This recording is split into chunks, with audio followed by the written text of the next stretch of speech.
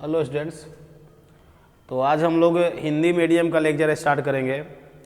पिछले लेक्चर में आप लोग पढ़ाई कर लिए हैं बफर विलयन के बारे में। बफर विलयन क्या होता है और इसके बाद उसका बताया गया था कि बफर विलयन दो प्रकार का होता है। पहला नंबर था अम्लीय बफर विलयन और दूसरा था क्षारीय बफर विलयन।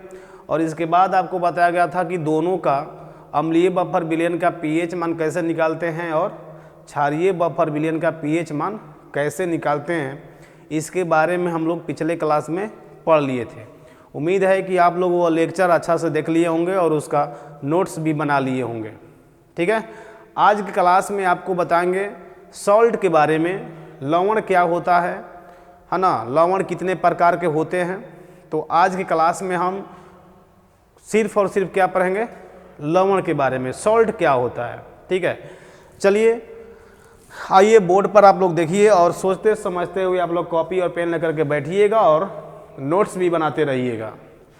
तो आइए मेरे साथ आप लोग हेडिंग लिखेंगे, लवण क्या होता है, जिसको हम इंग्लिश में बोलते हैं सॉल्ट। देखो पहले समझेंगे उसके बाद लिखेंगे।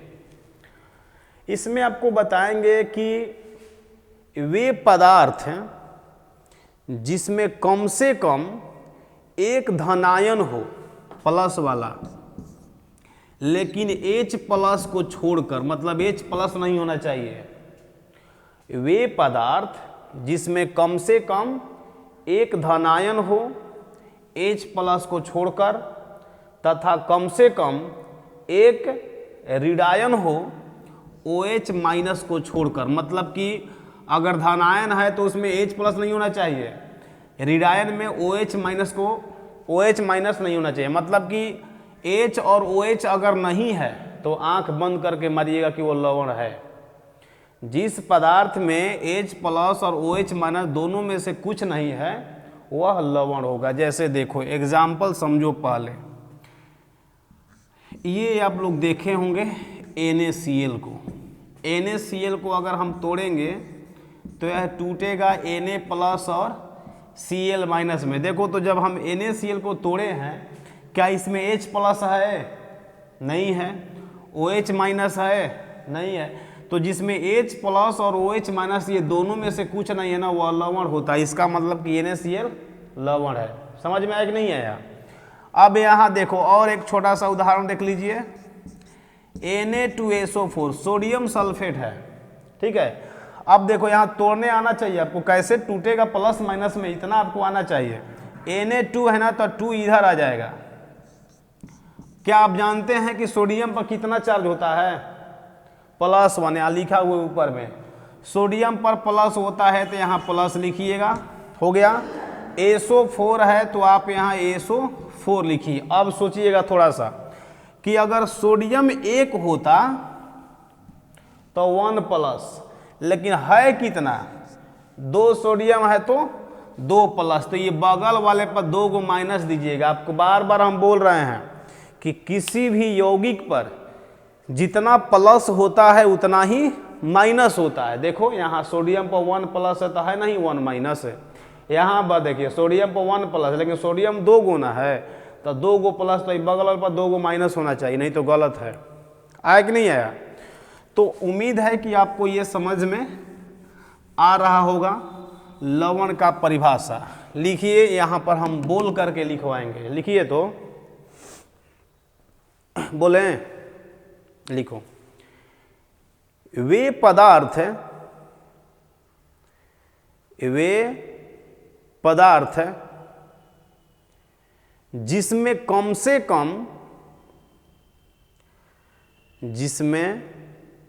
कम एक धनायन हो, जिसमें कम से कम एक धनायन हो। ब्रैकेट में आप लिखेंगे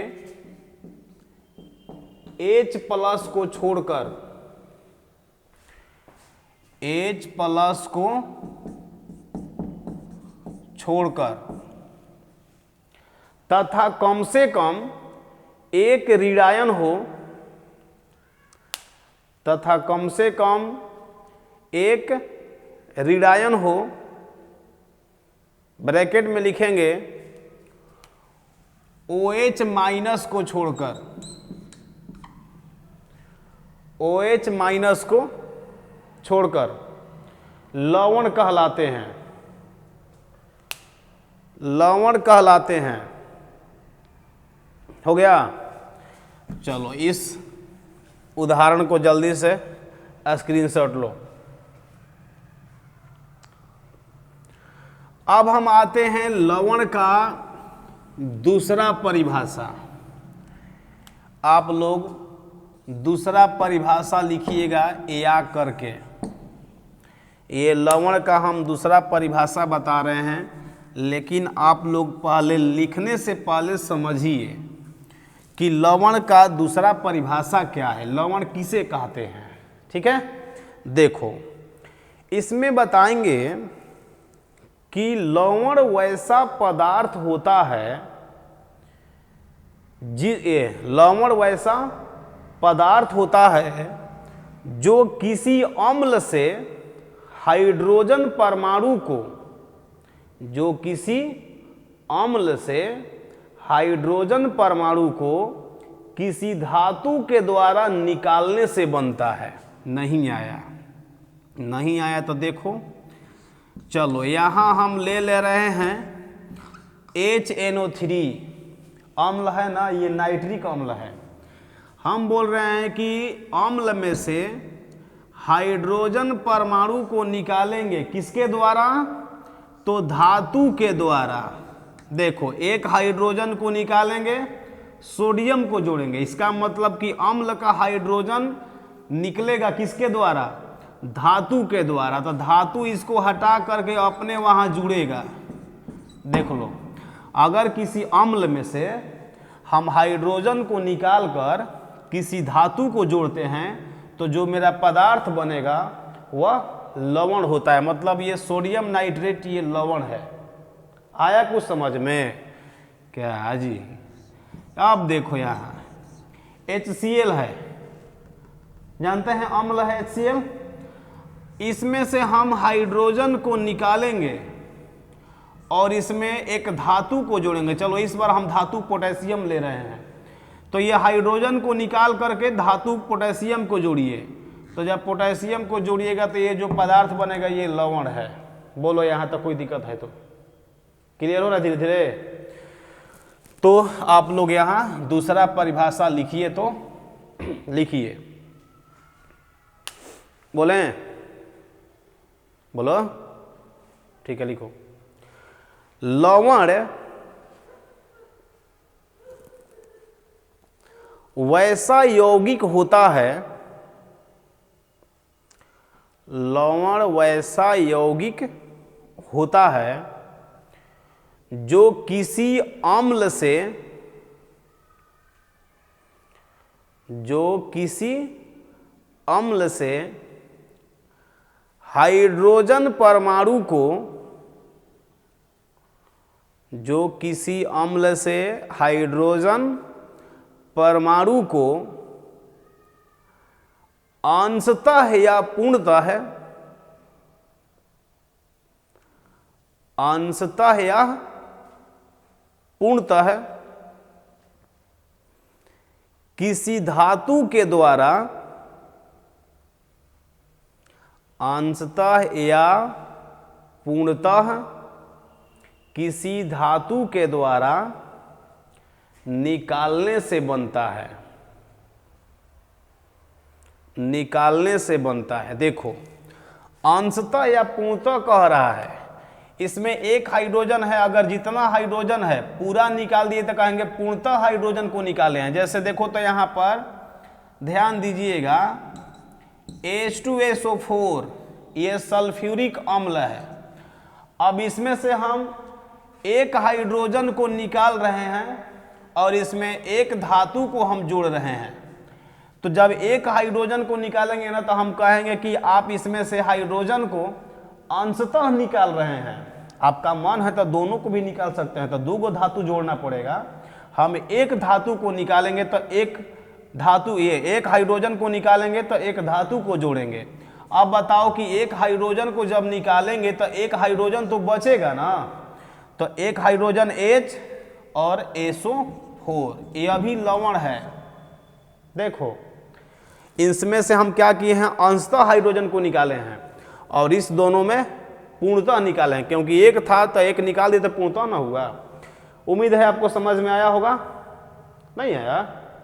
आ गया ना, बोलो ठीक है। चलो इसको जल्दी आप स्क्रीनशॉट लो। तो ये था लवण का दूसरा परिभाषा। उम्मीद है कि आप लोगों को धीरे धीरे क्लियर होता होगा, कुछ ज़्यादा ये हार्ड नहीं है। आप लोग तो 9th-10th में पढ़ते होंगे लवण के बारे में, अम्ल के बारे में, क्षार के बारे में, नहीं? तो अब इसी में थोड़ा, जब 11th में आ गए हैं ना, तो अब इसी को थोड़ा सा हाई लेवल करके पढ़ना है और ज़्यादा कुछ नहीं है, सब आप लोग जानते होंगे। चलिए लवण का तीसरा परिभाषा देखो, लवण का तीसरा परिभाषा परीक्षा में आएगा, लवण क्या होता है, तो तीनों में से कोई भी एक परिभाषा लिख दीजिएगा, समझे?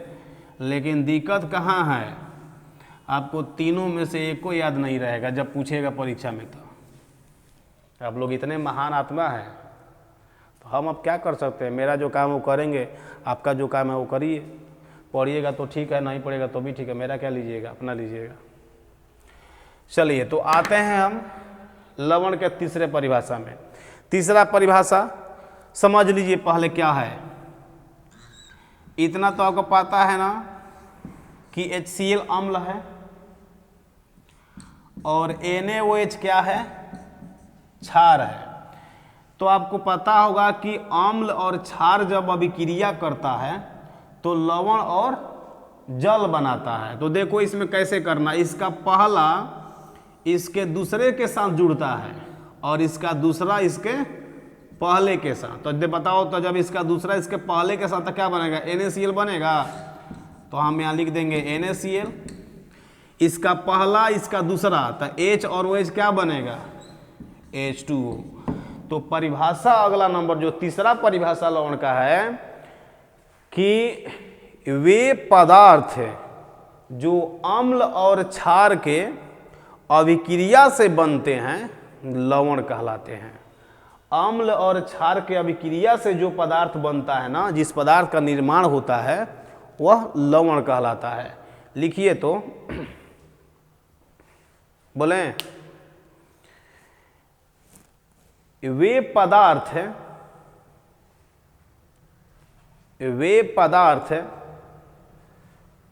जिसका निर्माण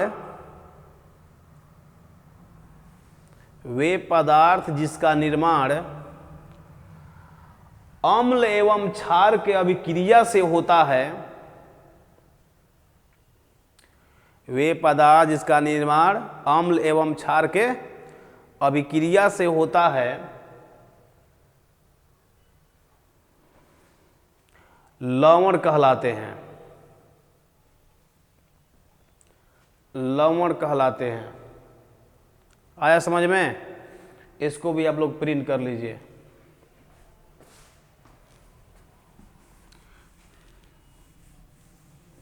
हो गया? तो लवण का यही 3 परिभाषा था।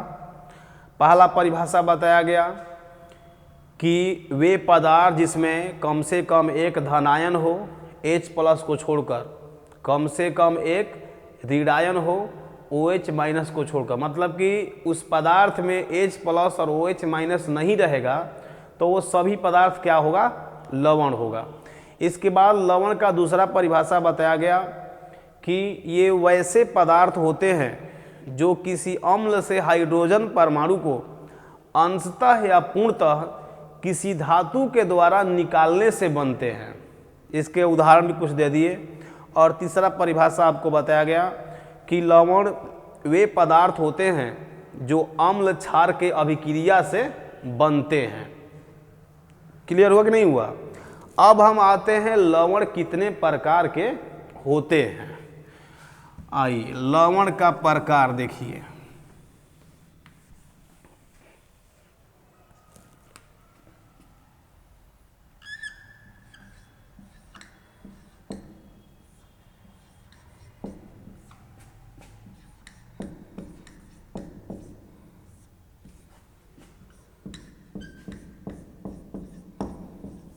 Types of salts. देखो लवण जो होता है वह 3 प्रकार का होता है। पहला नंबर है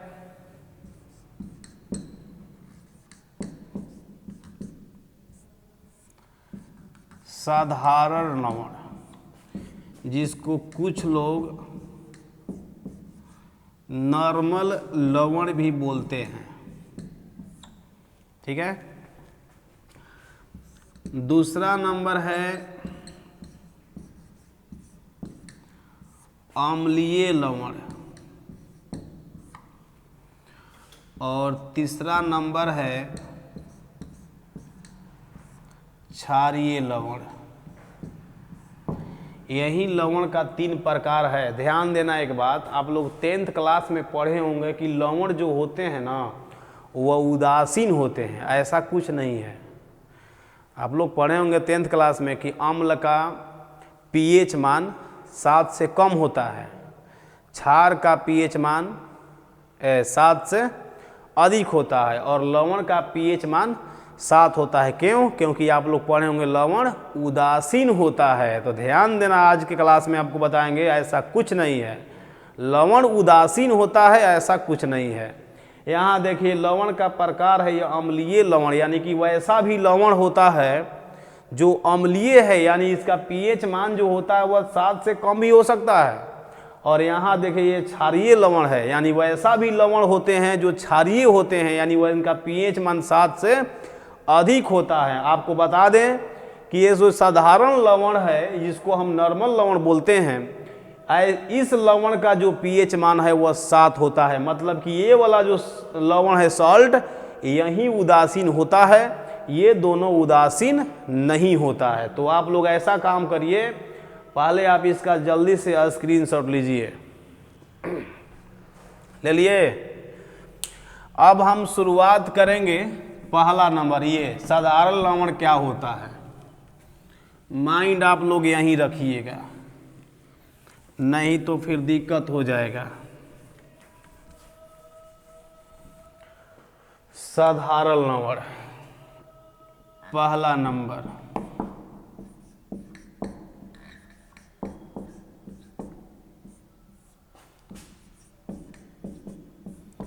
जिसको हम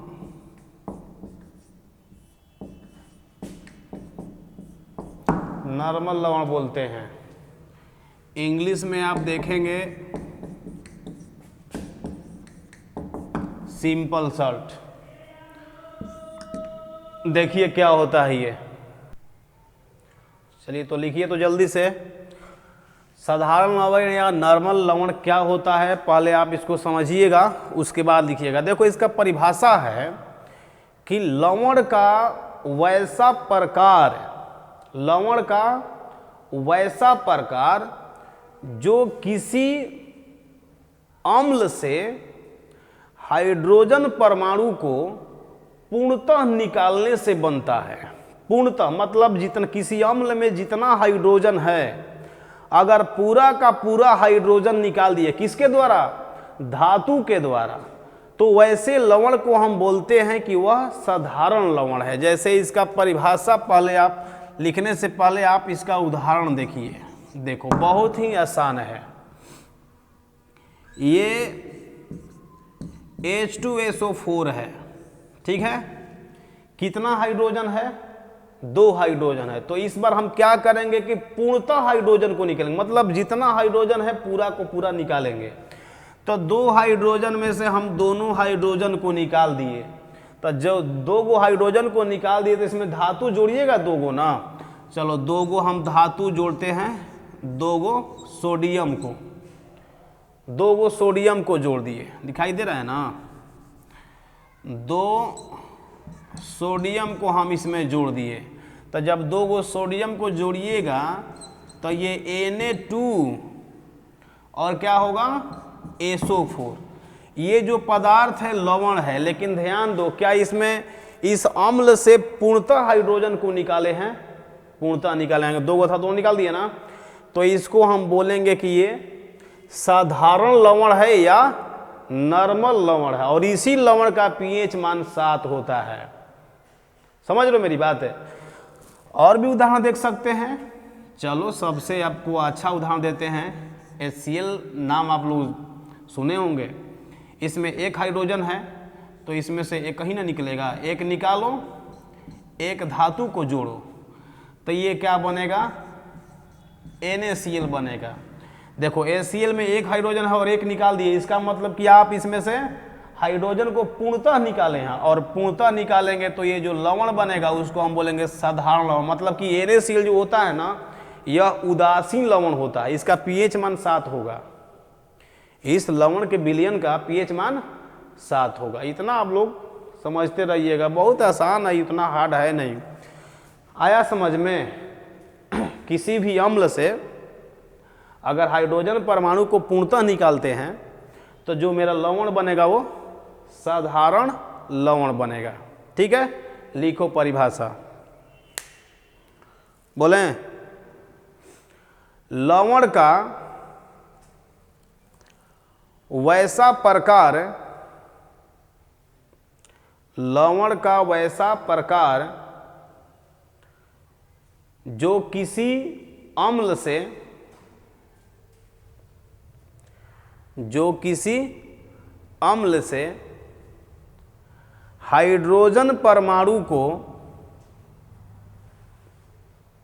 जो किसी अम्ल से हाइड्रोजन परमाणु को पूर्णतः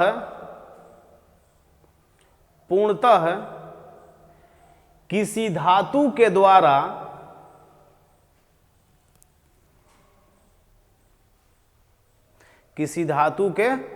द्वारा निकालने से बनता है,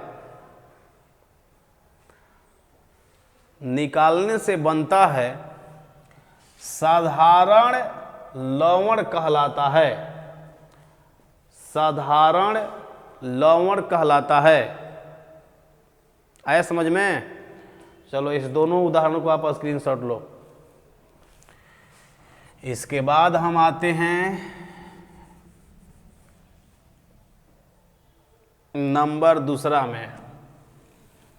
लवण का प्रकार आप पढ़ रहे हैं, लवण का प्रकार।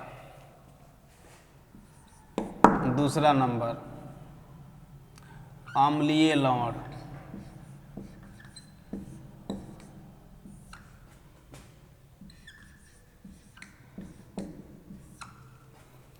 जिसको हम एसिडिक सॉल्ट बोलेंगे इंग्लिश में। यह भी आसान है। अब यहां पर देखो, किसी अम्ल से अगर हाइड्रोजन परमाणु को, किसी अम्ल से हाइड्रोजन परमाणु को अगर हम अंशतः निकालते हैं तो जो लवण बनेगा वह अम्लीय लवण होगा। आप पूर्णतः निकालेंगे तो साधारण लवण। जैसे देखो इसमें 2 गो हाइड्रोजन है, लेकिन अब हम इसमें से क्या कर रहे हैं ना कि दोनों हाइड्रोजन को नहीं निकालेंगे, एक हाइड्रोजन को निकालेंगे। इसमें से हम एक हाइड्रोजन को निकालेंगे और एक धातु को हम जोड़ेंगे। चलो धातु इसमें हम पोटेशियम ले रहे हैं।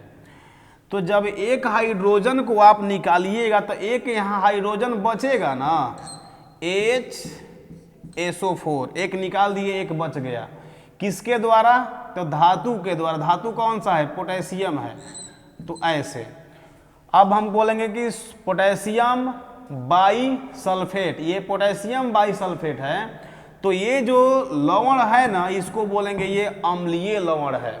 और जब ध्यान देना, जब ये अम्लीय लवण है, इसका मतलब कि इसका पीएच मान 7 से कम होगा, क्योंकि अम्ल का पीएच 7 से कम होता है। क्या समझ में आया कि नहीं आया? आया कि नहीं आया? आया ना? चलो, तो आप लोग ये समझ लिए होंगे। हाँ, परिभाषा लिखना था, लिखो तो यहां पर बोलें, लिखो। लवण का वैसा प्रकार लवण का वैसा प्रकार जो किसी अम्ल से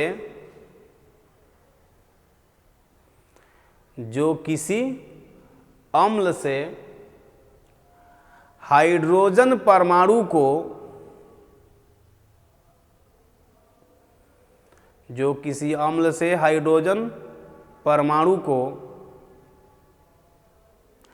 अंशतः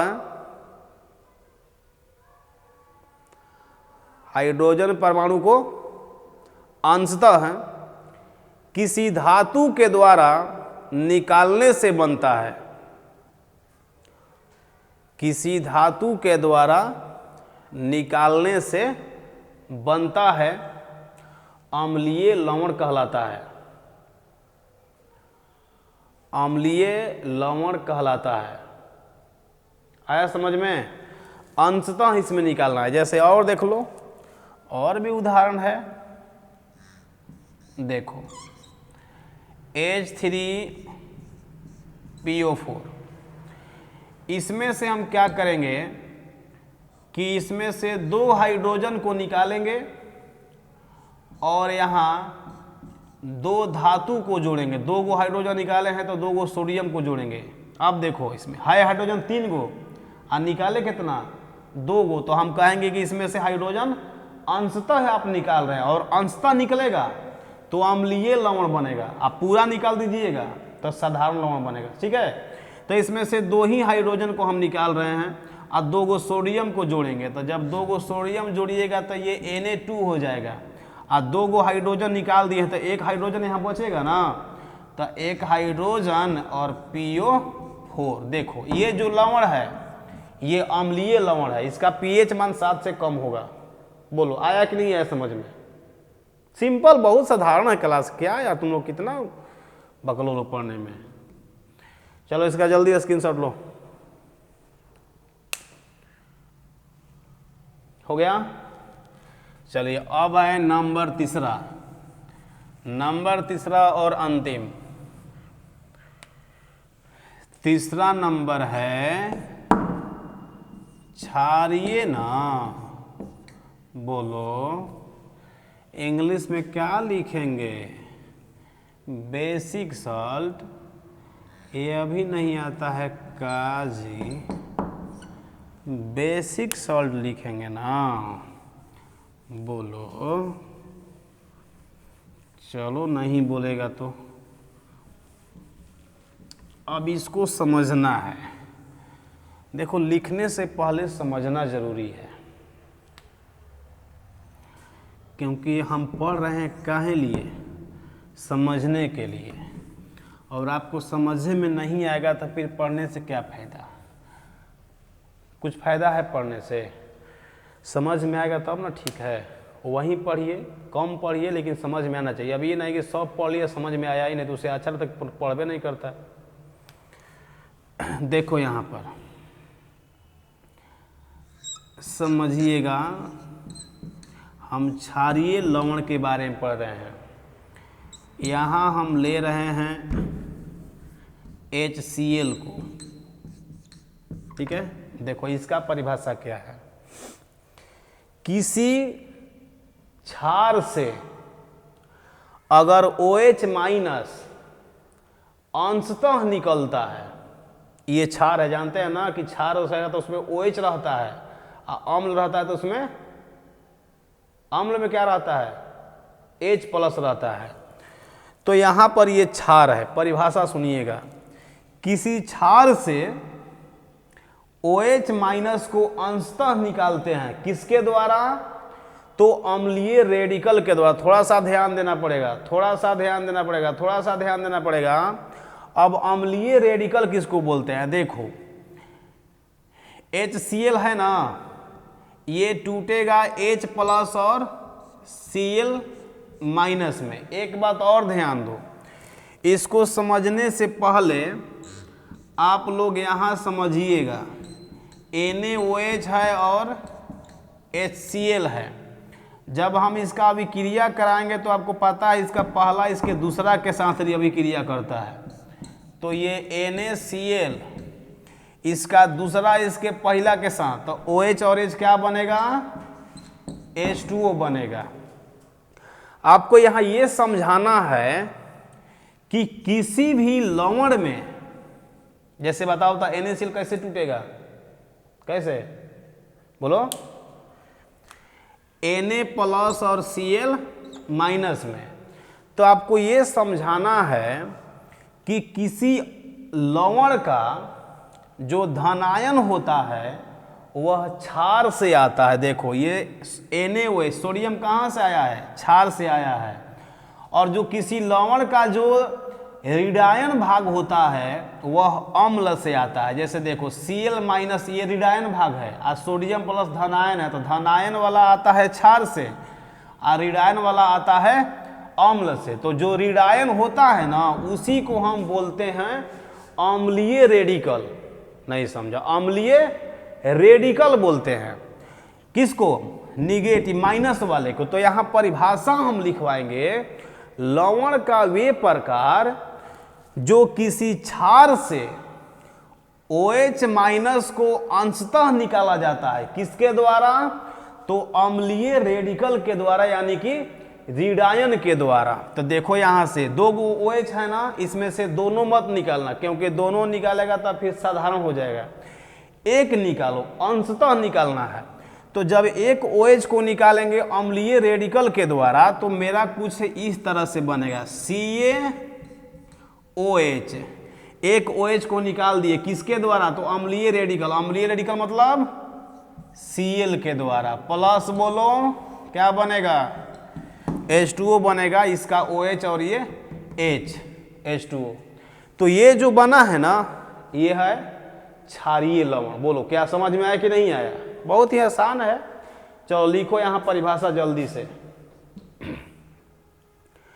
लवण का वे प्रकार, लवण का वे प्रकार जो किसी क्षार से, जो किसी क्षार से OH- को, जो किसी क्षार से OH- को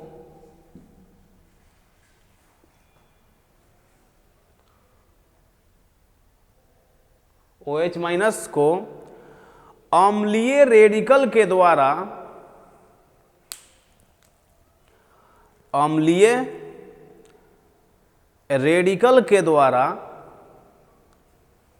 निकालने से बनता है।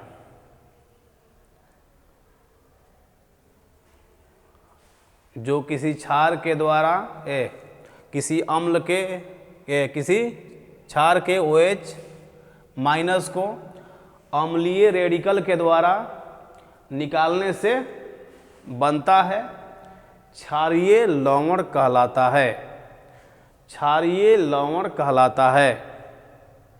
आया समझ में। चलो आप जल्दी से इसका स्क्रीनशॉट ले लो, उदाहरण का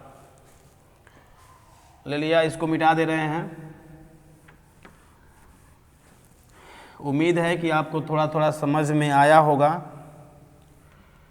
ठीक है, तो आज हम यहीं पर रुकते हैं। ठीक है, कल का जो क्लास होगा काफ़ी महत्वपूर्ण होगा। जो इसके आगे वाला लेक्चर है वो काफ़ी महत्वपूर्ण, क्योंकि आपको बताएंगे लवण का pH मान कैसे निकालते हैं, मतलब लवण का जल अपघटन। अगले क्लास में लवण का जल अपघटन होगा, इसलिए काफ़ी महत्वपूर्ण क्लास है। आज का क्लास कुछ नहीं है, लवण का परिभाषा है और लवण का प्रकार है, बस आज के क्लास में इतना ही है। ठीक है ना।